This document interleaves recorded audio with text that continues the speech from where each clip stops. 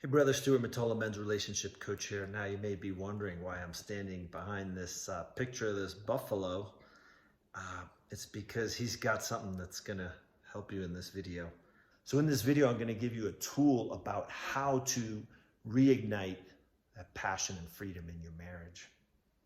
And it starts with masculine leadership, your willingness to step up in a domain where it's very likely that you've been passive.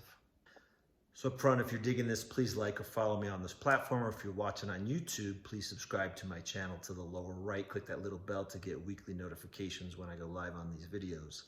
So why does the passion and freedom die in marriages? It was so alive when you first met. There's freedom, expansion, lots of sex. Why does it die? Well, because at a certain point, you trade that in for security, for safety, for marriage. And then you have these other priorities.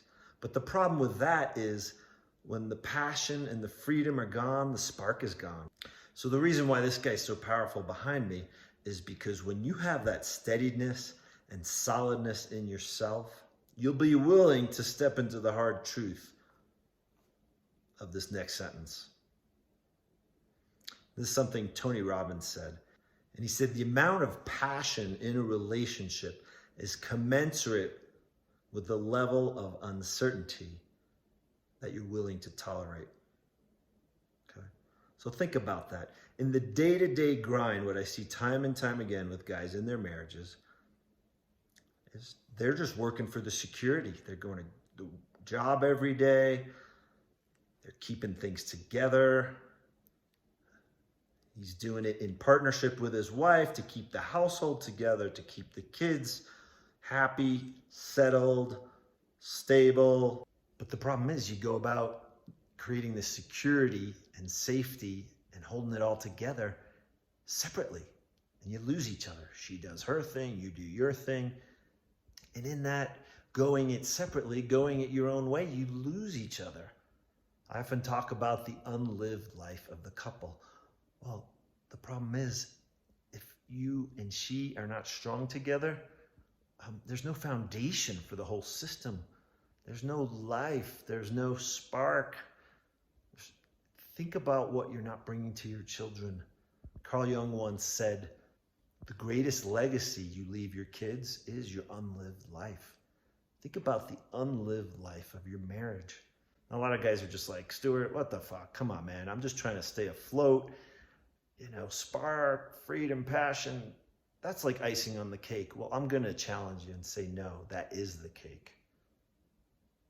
And I know it firsthand, having lived in a marriage of 25 years, and when that was lacking, and how my wife and I felt like we could take on the world when we were connected and energized. We felt invincible as a team. So I spoke about taking masculine leadership. And one of the ways to do that is to ask this risky question. A lot of times we don't want to ask these hard questions because it's scary to really look at what's happening in our marriage. And that question simply is, where is the us in this marriage? Do we even have an us? So this was something I did with a client of mine. For confidentiality reasons, I'm going to call him William. He took masculine leadership. And he spoke to his wife and he said, I don't feel like there's an us. I feel like we lose each other in the day-to-day. And the initial response he got from his wife was, listen, I'm trying to do everything to stay afloat. Things are hard. I don't really have time for this. So he took that in and he paused and he didn't react and he just calmly responded. He said, this is important to me. I appreciate that you're overwhelmed. And I trust that what I'm speaking to here is going to help you feel more resourced and less overwhelmed. And that together with an us, you can feel less overwhelmed. And this was a step we worked through together because his initial pattern was to just withdraw and retreat. He didn't like upsetting her. So in the effort to create an us, he created a space with her. He said, I want to spend 30 to 60 minutes per week together. And that doesn't mean just going out on a date. That means sharing from the heart what's really going on for us and creating a safe space to do that. So she said, fine, I'll do that. So again, he was taking masculine leadership to create a structure that he wanted to see because he felt the loss of an us. And in working together, he came to understand that without safety, there could be no us. And without safety, there could be no freedom or passion. And so you know what he said to her in that first time that they connected like this? He said, "I fear not being enough for you." And as he spoke, they had a ground rule, which I'd given to William. And it was, it's his chance to talk. She doesn't get to respond. So he had 5 minutes.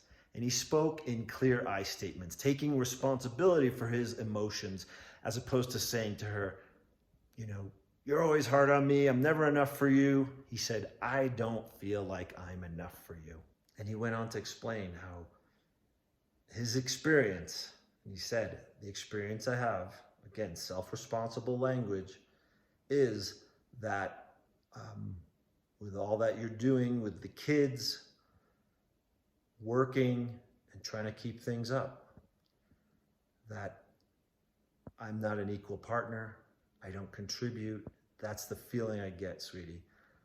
That's not necessarily the truth, but that's the experience I'm having. And I feel like I don't matter to you, and I want to matter to you. And so he stayed steady and strong in this, just like this guy behind me. Okay. And his wife's job was just to reflect what she said, reflect back to him. And it was simple as, "I hear you saying you don't feel like you're enough for me. I hear you saying that with everything I'm managing, you don't feel like you contribute." And that was it. And it was so powerful for him to just hear this reflection back and to know that he'd been seen. That broke the invisibility. Now, she had a similar share, and she spoke words that were true for him. "I feel trapped in our life," she said, "with everything we're trying to do." And he just reflected back to her. And it's crazy that just in this simple interaction, they created a seed of connection that opened the door to freedom and passion. Now, I want to be clear, again, back to the steadiness, back to the solid ground of this work. This is not a quick fix video, okay? William had to keep this up with his wife. And after 4 weeks, this became oxygen for them as a couple. Okay, the freedom and passion didn't just return in one interaction. It was staying solid and steady with it. Okay? Now, that's the difference between a guy who goes after what he wants and is willing to work for it versus a guy who just wants to be rescued, saved, or given the answer. Now, I love what Chris Rock once said in a stand-up routine. He said, "The problem with marriage is it's forever, and forever makes us lazy." And he said, "You should have to renew your marriage just like your driver's license every 5 years. Are you willing to still put the work into it?" So William knew it was continued work, and he was willing to put in that work. And as he had taken masculine leadership, his wife saw, shit, this guy really gives a crap about us. And they found over the course of the next 6 months that with a solid us, they could take on the world. And in that, they built trust, safety, freedom, and passion.